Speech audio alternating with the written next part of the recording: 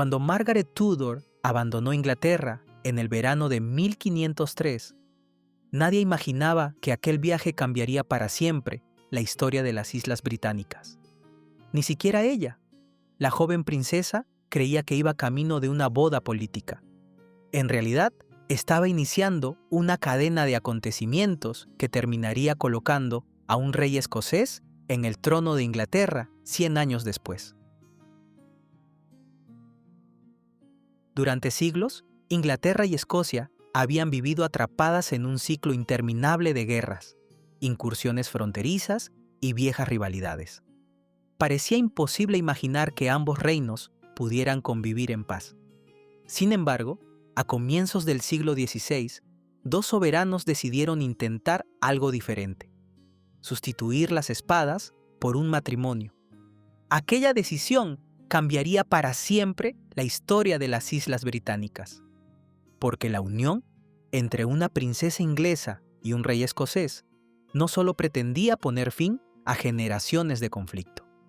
100 años más tarde, esa misma unión permitiría que un descendiente de ambos heredara las coronas de Inglaterra y Escocia, dando origen a una nueva etapa en la historia de la monarquía británica.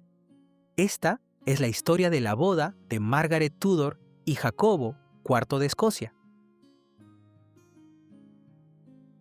Cuando Margaret nació en noviembre de 1489, su dinastía apenas comenzaba a consolidarse.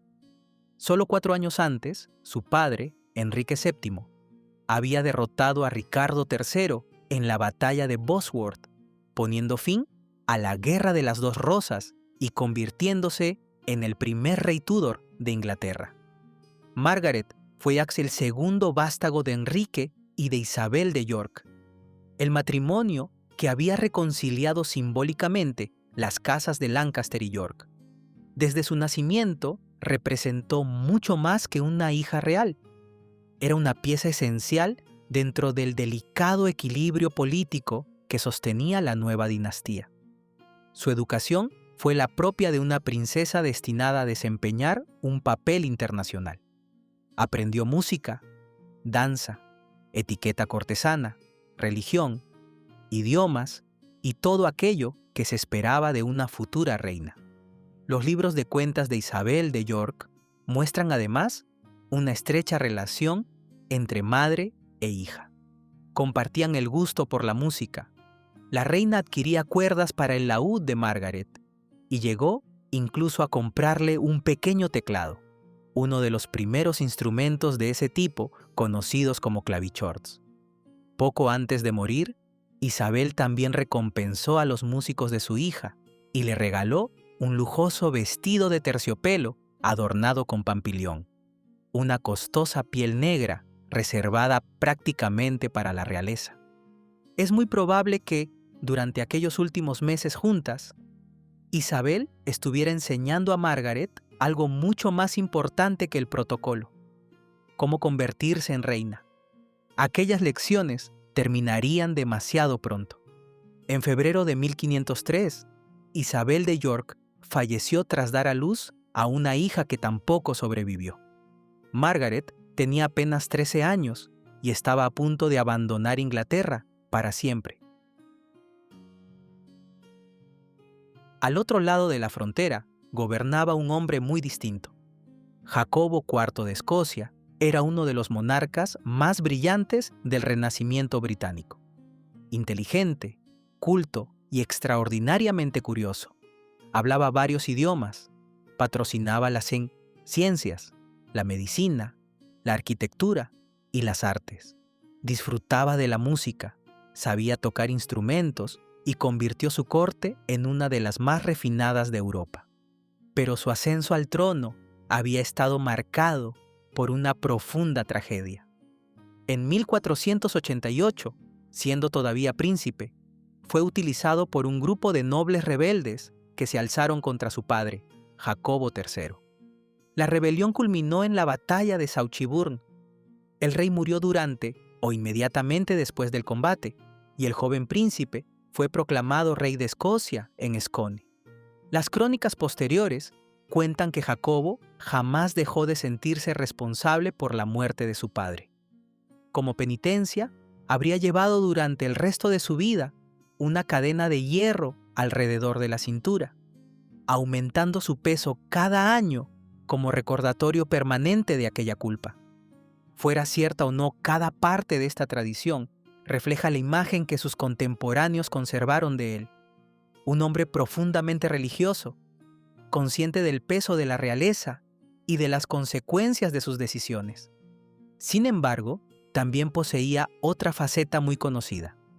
Jacobo disfrutaba de la compañía femenina y tuvo varios hijos ilegítimos antes de contraer matrimonio. Su reputación como amante era bien conocida incluso fuera de Escocia, un detalle que preocupaba profundamente a la familia Tudor cuando comenzaron las conversaciones matrimoniales.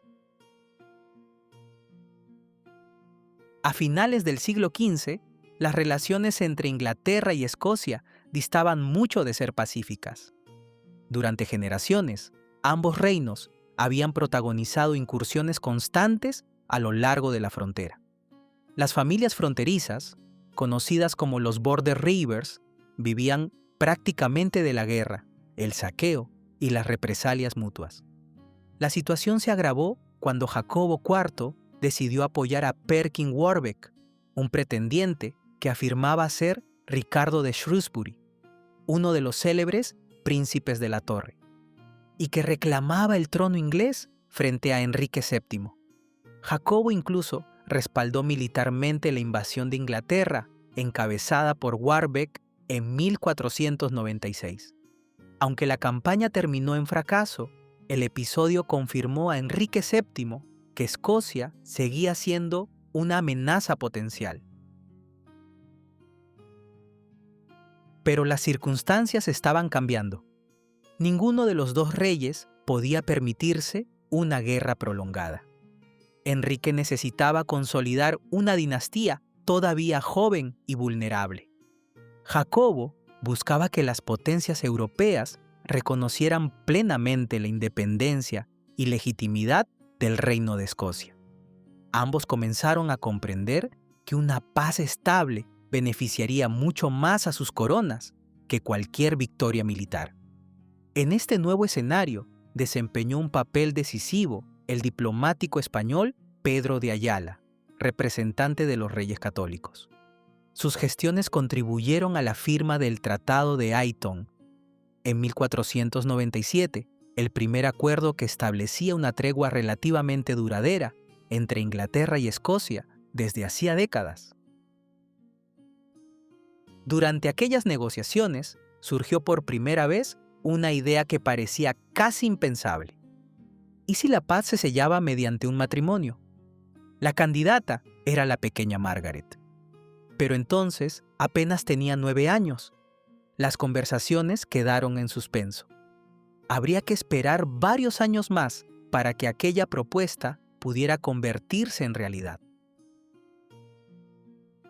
Finalmente, el 24 de enero de 1502, representantes de ambos reinos se reunieron en el Palacio de Richmond para concluir un acuerdo mucho más ambicioso: el Tratado de Paz Perpetua.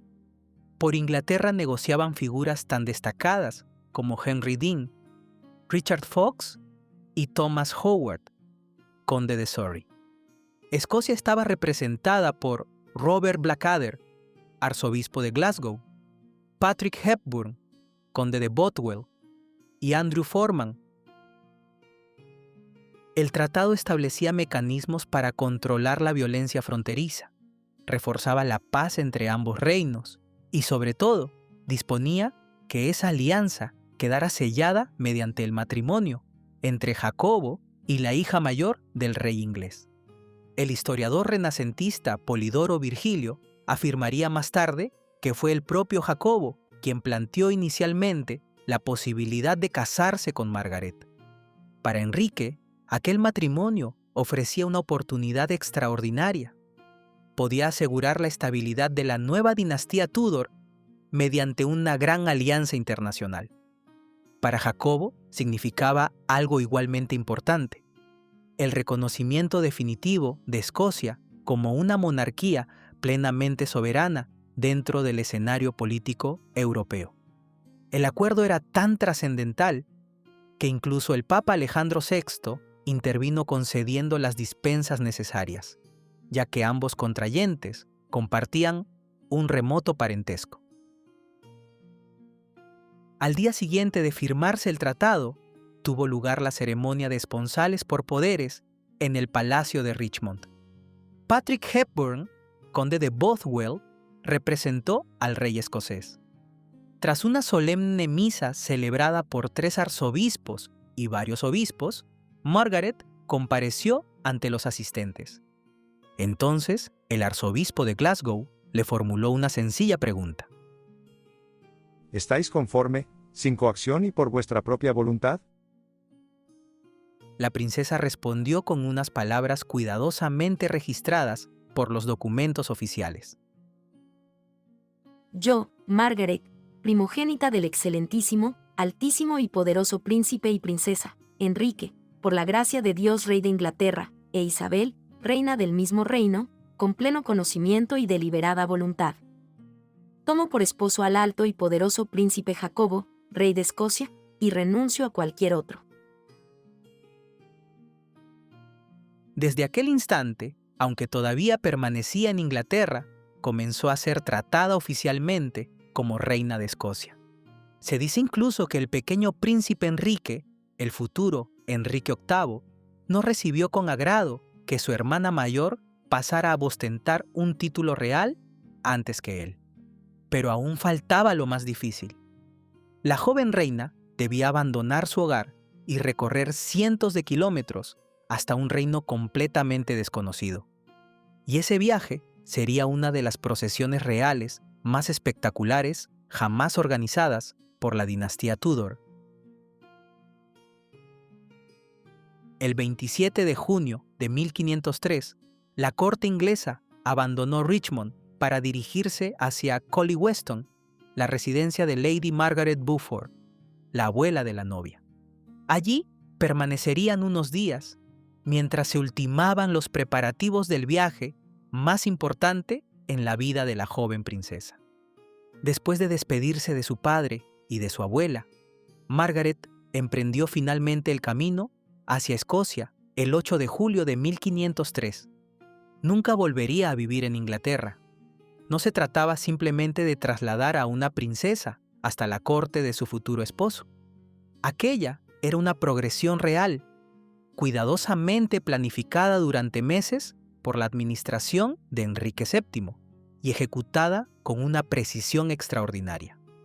Cada parada, cada ceremonia, cada recibimiento y cada detalle del recorrido habían sido organizados para transmitir un mismo mensaje. La dinastía Tudor había llegado para quedarse. El encargado de dejar constancia oficial del viaje fue John Young, Somerset Herald, cuyo relato constituye hoy una de las fuentes primarias más valiosas para reconstruir aquella extraordinaria expedición.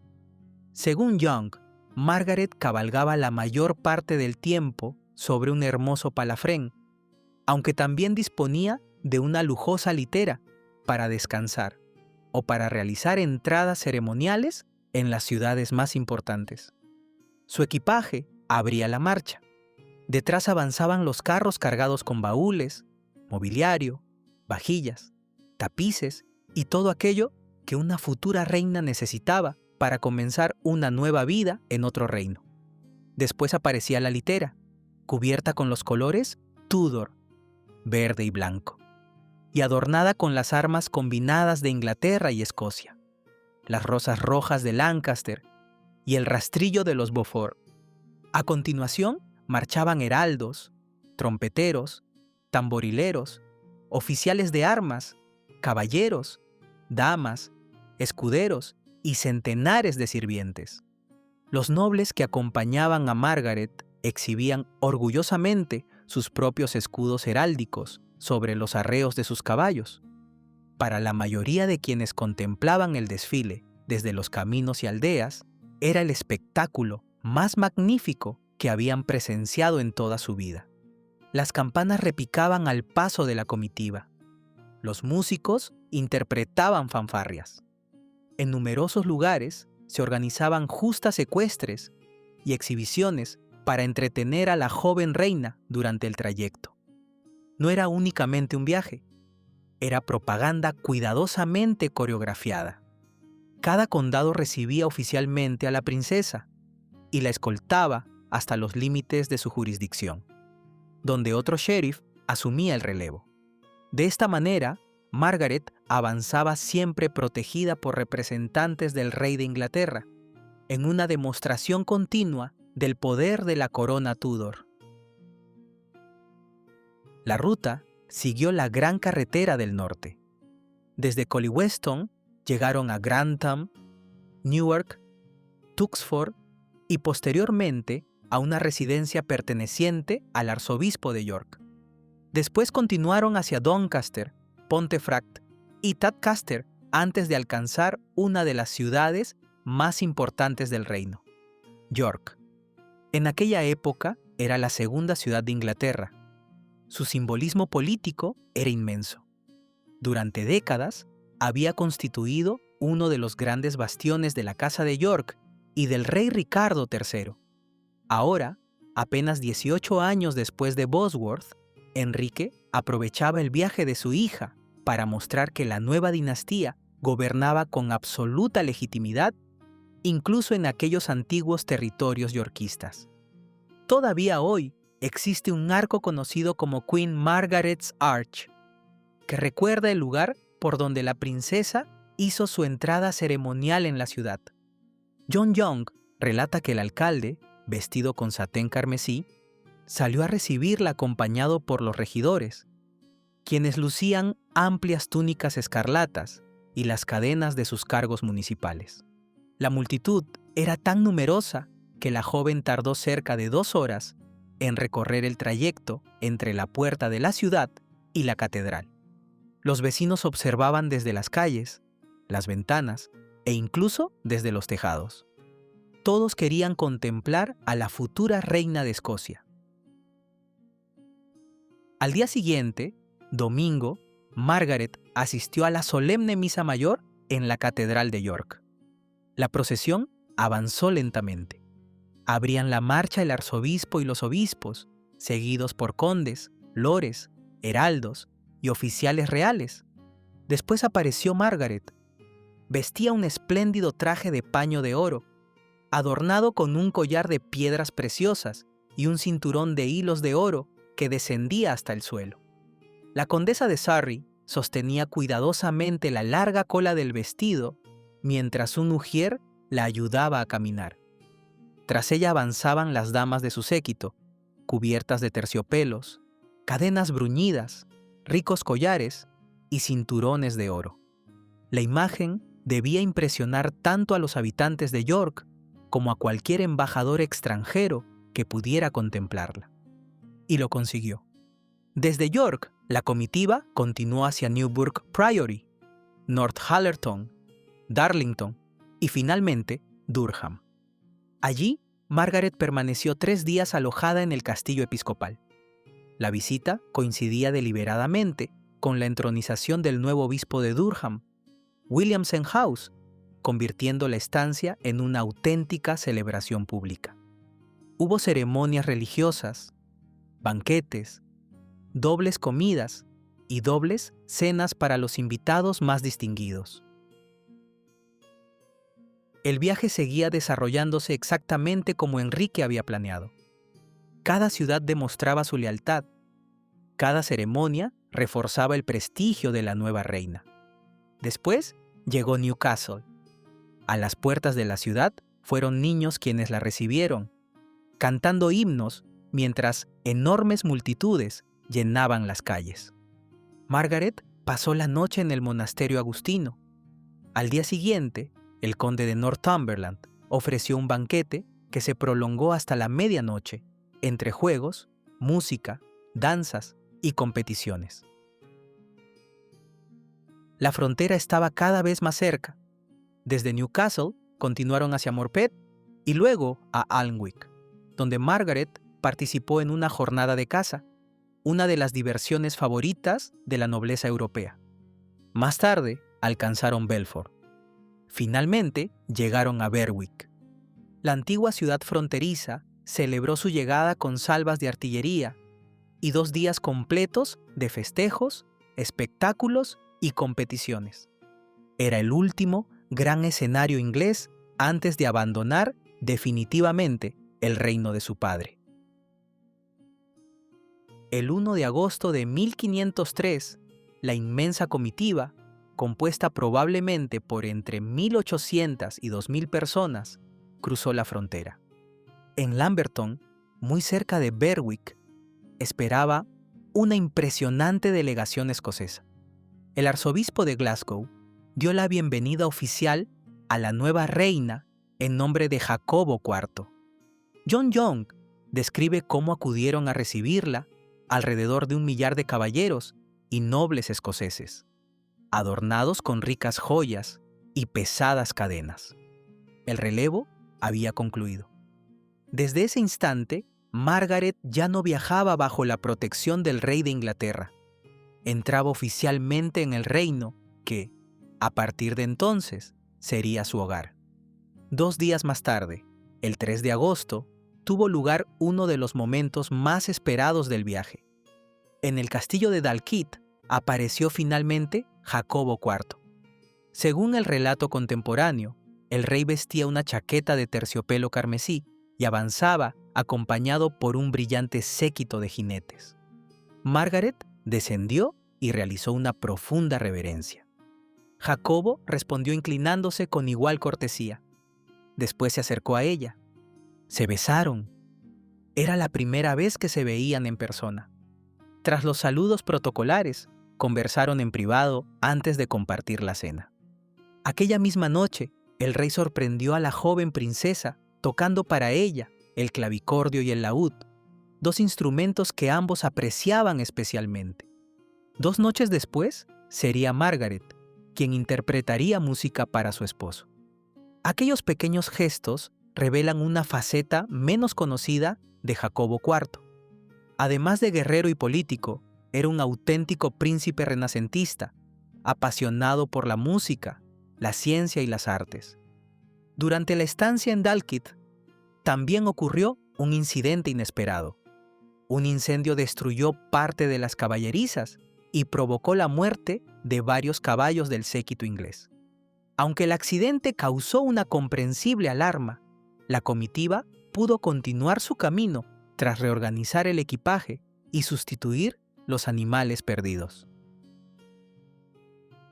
El 7 de agosto de 1503, la víspera de la boda, Margaret y Jacobo emprendieron juntos la entrada ceremonial en Edimburgo. John Young describe una escena extraordinaria. Ambos iban vestidos con telas de oro, ribeteadas con terciopelo negro, y recorrieron la ciudad montando el mismo caballo, con Margaret sentada detrás del rey. A su alrededor cabalgaban cerca de 200 caballeros. Las campanas repicaban sin descanso. Las calles rebosaban de espectadores. A lo largo del recorrido se representaban espectáculos alegóricos y escenas preparadas especialmente para celebrar la alianza entre Inglaterra y Escocia. La rosa inglesa y el cardo escocés comenzaban, al menos simbólicamente, a crecer sobre el mismo tallo. Al amanecer del día siguiente, aquellas celebraciones alcanzarían su momento culminante. El 8 de agosto de 1503, en la iglesia de la abadía de Holyrood, una princesa Tudor y un rey Estuardo pronunciarían unos votos que cambiarían el destino de ambas coronas. La mañana del 8 de agosto de 1503, Edimburgo despertó convertida en el escenario del acontecimiento más importante de su tiempo. Después de años de negociaciones diplomáticas, tratados y preparativos, había llegado el momento en que Inglaterra y Escocia sellarían oficialmente su alianza mediante el matrimonio de sus soberanos. La ceremonia tendría lugar en la iglesia de la abadía de Holyrood, junto al Palacio Real. John Young, Somerset Herald, dejó una descripción tan minuciosa de aquella jornada que más de 5 siglos después, todavía es posible imaginar la solemnidad de la escena. Margaret abandonó sus aposentos acompañada por el arzobispo de York, Thomas Savage, y por Thomas Howard, conde de Surrey. Tras ella caminaba la condesa de Surrey sosteniendo cuidadosamente la larga cola de su vestido. La joven reina, que aún no había cumplido 14 años, lucía un magnífico traje adornado y forrado con terciopelo carmesí. Sobre el cuello descansaba un collar de oro y perlas, mientras una corona ceñía su cabeza. Su cabello caía suelto sobre la espalda, y según escribió John Young, llevaba un riquísimo tocado que descendía por toda la longitud de su cuerpo. Al otro extremo de la iglesia esperaba Jacobo IV. Young describió también con detalle el atuendo del monarca escocés. Vestía una túnica de damasco blanco trabajada con oro, forrada de delicada seda. Sobre ella llevaba una chaqueta de satén carmesí con aplicaciones de terciopelo negro, un jubón de paño de oro, calzas escarlatas y una camisa bordada con hilo de oro. Completaba el conjunto un bonete negro adornado con una rica joya y la espada ceñida al costado. Era el aspecto de un príncipe renacentista en el momento culminante de su reinado. La ceremonia fue presidida por Robert Blackadder, arzobispo de Glasgow. El arzobispo de York leyó públicamente las bulas pontificias que autorizaban el matrimonio, necesarias debido al remoto parentesco existente entre ambos contrayentes. Cuando concluyó la lectura, las trompetas sonaron por alegría, según dejó escrito John Young. El rey y la reina avanzaron lentamente hasta el altar mayor mientras comenzaban las oraciones y la letanía. Después se celebró la misa solemne. Llegó la proclamación del Evangelio. Se realizó la ofrenda tradicional. Y entonces tuvo lugar un momento especialmente significativo. Margaret fue ungida como reina de Escocia. No se trataba únicamente de una boda. Era también una afirmación pública de su nueva condición como reina consorte del reino escocés. John Young relata que Jacobo entregó personalmente el cetro a su esposa, mientras el coro entonaba el Te Deum. Durante el resto de la misa, 2 prelados sostuvieron el paño sobre ellos, símbolo ceremonial reservado para aquella ocasión. Más tarde, varios nobles presentaron el pan y el vino, en ricos recipientes y copas magníficas, completando el solemne ritual religioso. Concluida la ceremonia, el rey acompañó a Margaret de regreso a sus aposentos antes de retirarse brevemente a los suyos. Pero la celebración apenas comenzaba. Aquella tarde se sirvió un banquete extraordinario. Las mesas se cubrieron con decenas de elaboradas preparaciones, propias de la alta cocina cortesana. Entre los platos figuraban algunas de las carnes más apreciadas por la nobleza europea, acompañadas por elaboradas presentaciones destinadas tanto a impresionar la vista como el paladar. La música volvió a llenar las estancias del palacio. Hubo bailes, hubo espectáculos, hubo entretenimiento hasta bien entrada la noche. Finalmente, John Young concluye el relato de una manera tan sencilla como elocuente. El rey llevó aparte a la reina y se marcharon juntos. Mientras tanto, fuera del palacio, toda Edimburgo permanecía iluminada. Grandes hogueras ardían en distintos puntos de la ciudad para celebrar la nueva alianza entre Inglaterra y Escocia. La rosa de los Tudor y el cardo de Escocia parecían anunciar una nueva era. Pero la historia rara vez sigue el camino que los hombres imaginan. El matrimonio había sido concebido para garantizar una paz perpetua entre ambos reinos. Sin embargo, apenas 10 años más tarde, aquella esperanza se hizo añicos.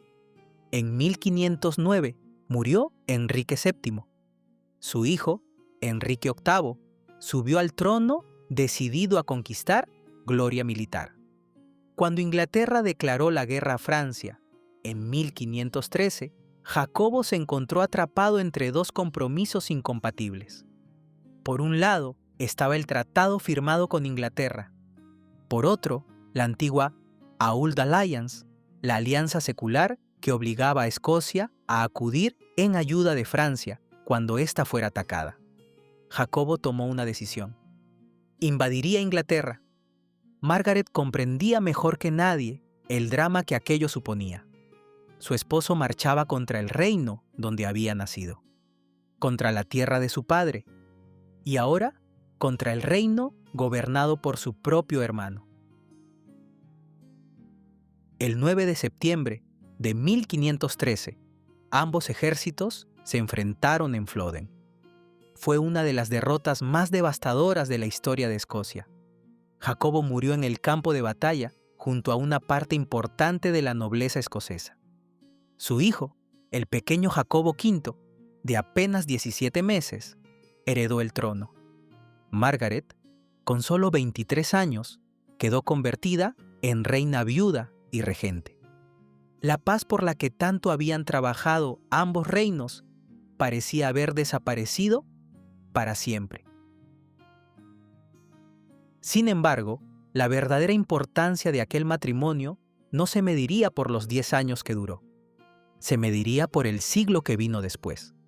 Jacobo V sería padre de María Estuardo. María sería madre de Jacobo VI de Escocia. Y cuando Isabel I de Inglaterra, nieta de Enrique VII y sobrina de Margaret Tudor, murió sin descendencia en 1603, el heredero legítimo más cercano era precisamente este último Jacobo. Aquel niño descendía directamente de Margaret Tudor. Casi exactamente un siglo después de que sus bisabuelos pronunciaran sus votos en Holyrood, su bisnieto cruzó la frontera en sentido contrario. Esta vez no viajaba una princesa inglesa hacia Escocia. Era un rey escocés quien marchaba hacia Inglaterra para convertirse en Jacobo I de Inglaterra. Las dos coronas quedaban unidas bajo un mismo soberano. Sin saberlo, aquella muchacha de 13 años que había abandonado Inglaterra, entre lágrimas, había iniciado uno de los procesos dinásticos más trascendentales de la historia británica. Y aún hoy sigue apareciendo nueva evidencia que nos acerca a aquel acontecimiento. En 2014, un antiguo cofre de roble adquirido por el coleccionista Aidan Harrison llamó la atención de varios especialistas por la extraordinaria calidad de sus tallas. Tras una cuidadosa investigación, Harrison presentó sus hallazgos a la profesora Jane Geddes, de la Universidad de Aberdeen. Las comparaciones con el libro de horas de Jacobo IV, elaborado como regalo de bodas para Margaret, revelaron sorprendentes semejanzas. En uno de los paneles del cofre aparece el monograma formado por las letras I y M, correspondientes a James y Margaret, unidas mediante un elaborado nudo de amor. Ese mismo motivo aparece repetidamente en manuscritos iluminados relacionados con la boda y en otros elementos decorativos asociados a la pareja real. La profesora Geddes explicó que un cofre de este tipo era uno de los muebles más valiosos del mundo medieval. Las familias aristocráticas viajaban constantemente entre sus distintas residencias y era precisamente en cofres como este donde transportaban sus objetos personales más preciados. Resulta extraordinario pensar que un objeto vinculado a una boda celebrada hace más de 500 años haya sobrevivido hasta nuestros días, no solo como una pieza de mobiliario, sino como un silencioso testigo de una alianza que transformó el destino de dos reinos. La boda de Margaret Tudor y Jacobo IV fue concebida para poner fin a siglos de enfrentamientos entre Inglaterra y Escocia. En el corto plazo, aquel objetivo fracasó. Las guerras regresaron, las rivalidades continuaron y la sangre volvió a derramarse en los campos de batalla. Pero la historia suele reservar sus mayores ironías para quienes creen controlar el futuro, porque aquel matrimonio, pensado para asegurar la paz de una generación, terminó convirtiéndose en el puente dinástico que permitió la unión de las coronas un siglo más tarde. Pocas veces una boda ha tenido consecuencias tan profundas, y pocas princesas han cambiado el curso de la historia de una manera tan silenciosa como Margaret Tudor. Muchas gracias por acompañarme en este recorrido por uno de los matrimonios más importantes de la historia de las Islas Británicas. Si disfrutaste este documental y quieres seguir descubriendo las vidas, intrigas y acontecimientos que marcaron la época Tudor, no olvides suscribirte al canal y activar la campanita de notificaciones para no perderte los próximos episodios. Y como siempre, gracias por ver el video y hasta la próxima.